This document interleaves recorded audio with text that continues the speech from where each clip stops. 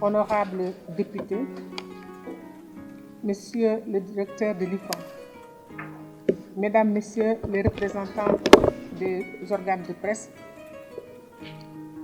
Mesdames, Messieurs les membres de la société civile, chers membres du caucus des femmes leaders, nous voici réunis aujourd'hui pour le lancement des activités du caucus en partenariat avec l'IFAN Cheikh Anta Diop de Dakar pour le programme 2020-2022. À l'entame de mes propos, mes pensées vont à Madame Maïmouna Kane, autorité morale du caucus, qui par son expertise, son engagement, nous a donné le meilleur d'elle-même. Et qu'elle repose en paix.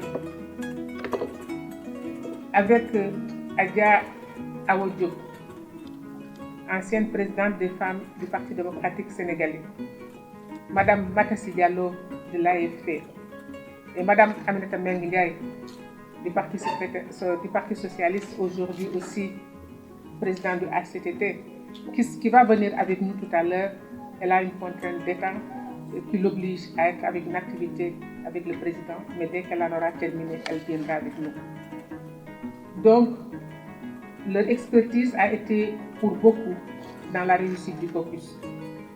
Et c'est pourquoi nous tenons à les honorer aujourd'hui, parce que des trophées leur sera remis au cours de la cérémonie. C'est aussi le caucus et la détermination d'un groupe. J'en citerai quelques-unes qui sont là dans la salle. Il y a Madame Bafouba, infatigable dans le travail de gestion, Nafissatou Wade, Fatou Matassi, Ndeye Aramnia, Sokhna Adja Anta Touré et bien d'autres. Donc je crois que c'est ce noyau dur qui nous a permis d'être là et de faire ce que nous pouvons faire. C'est donc un grand plaisir pour moi, après ces horribles mois de confinement, de nous retrouver, et nous rendons grâce à Dieu pour nous avoir permis d'être là. Je voudrais souhaiter la bienvenue à vous tous et adresser mes sincères remerciements à chacun d'entre vous pour avoir accepté, malgré vos agendas et organisations contraintes professionnelles, de répondre à notre appel. Ce n'est pas facile pour les gens de la presse. C'est pourquoi je voudrais exprimer ma profonde reconnaissance à Baye Omar Gueye de Sud FM, qui en fait était avec nous au caucus depuis le début et continue à être avec nous. C'est tous les membres du caucus qui voudraient vous exprimer leur profonde gratitude. Je voudrais aussi remercier le président directeur général El Hadj Ndiaye, qui a accepté d'être avec nous et qui tout à l'heure nous lira la déclaration de Dakar, de la portée.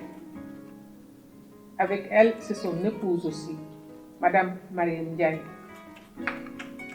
Leur appui pour cette organisation, pour avoir mis à notre disposition gracieusement un certain nombre de possibilités. Je devrais magnifier surtout la présence du directeur de l'IFAN, qui assume avec hauteur ce partenariat en acceptant d'être membre du comité exécutif du consortium qui tient son siège à Addis Abeba. Cet atelier est un préalable, n'est qu'un prélude à des séries d'activités au Sénégal, en Côte d'Ivoire et en RDC. Nous espérons que de la même manière que nous avons apporté une contribution décisive au vote de la loi sur la parité, après avoir sillonné les pays, nous prions pour que cette mission nouvelle, hors de nos frontières, qui nous mènera hors du Sénégal, nous donne les mêmes satisfactions. Mais pour cela, nous avons besoin de l'appui de tous et surtout de la presse, des partis politiques et des autorités de la République, car la réussite de cette mission rejaillira sur notre université et aussi sur notre pays. La présence aujourd'hui de la presse qui a répondu massivement à notre invitation me donne confiance et je vous remercie sincèrement. Chacun des responsables d'organes de presse et chacun aussi des responsables des partis politiques, que ce soit les secrétaires généraux ou les administrateurs, de l'accueil qu'ils nous ont fait lors de nos échanges à chaque fois que je les ai sollicités. J'ai surtout foi à mes sœurs du Caucus, mais à mes sœurs de toutes les autres organisations, les organisations sœurs. Et j'ose espérer qu'une nouvelle ère pourrait s'ouvrir et renforcer davantage l'égalité et l'équité du genre au Sénégal.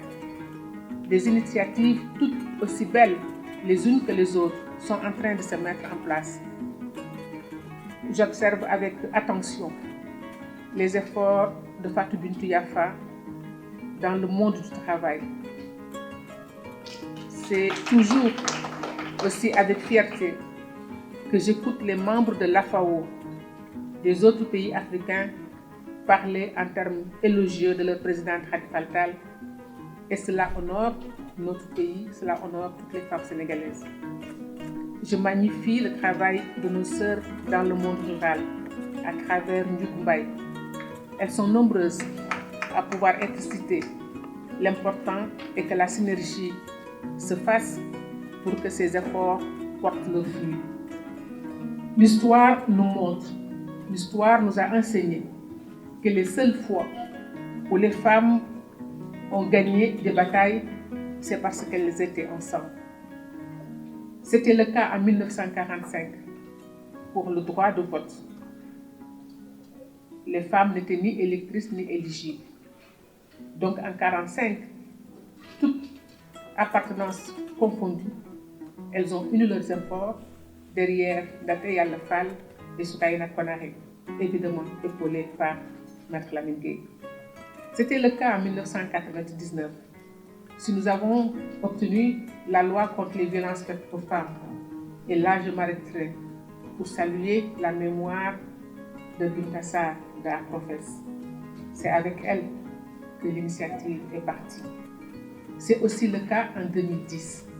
Si nous avons obtenu la loi sur la parité, c'est parce que les femmes ont uni leurs forces. Nous pourrons peut-être surprendre le Sénégal en 2024. En tout cas, je l'espère. Pour cela, nous devons nous atteler patiemment à reconstruire le mouvement social féminin avec les nouvelles générations. L'histoire nous enseigne aussi qu'à chaque fois que les femmes ont marqué des victoires, c'était avec des hommes. Lamine Gueye pour le droit de vote en 1945 avec Soukaina Konaré. Senghor pour le code de la famille et qui a mis fin à la répudiation de la femme comme une malpropre.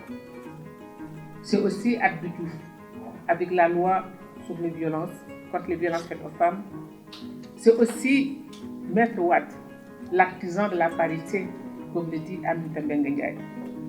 Mais c'est aussi le président Macky Sall pour l'équité salariale et l'entrée des femmes dans l'armée, ainsi que la loi sur la nationalité. Donc le combat que nous menons, ce ne sont pas des combats de femmes, c'est des combats de société. Et pour cela, nous avons besoin de toutes les forces, des hommes et des femmes et des jeunes aussi. Le caucus a toujours donc bénéficié de l'appui d'hommes. D'abord le président Wade, mais aussi des artistes comme Khalidou Kassé. Les artistes nous ont offert des tableaux que nous avons vendus pour remplir nos caisses. C'est aussi le cas des journalistes, comme je disais tout à l'heure, Bayoumar Gueye qui était avec nous depuis le début. Qu'ils en soient tous remerciés. Nous remercions les secrétaires généraux des partis et administrateurs qui ont été nos interlocuteurs pour faciliter cette rencontre. Nous les attendons eux aussi à l'atelier de novembre, car cette fois-là, Inch'Allah, ce sera en binôme qu'ils seront là, un homme et une femme. Car c'est ensemble que femmes et hommes pourront construire ce pays. La question de la participation des femmes, pour nous, Ce n'est pas juste une question de représentation, c'est un enjeu de développement. Comme l'ont montré les institutions les plus importantes, je veux citer la Banque mondiale, les FMI, l'OCDE, le McKinsey Institute, ont toutes, par des études rigoureuses, démontré que les prochaines croissances dépendront de l'égalité.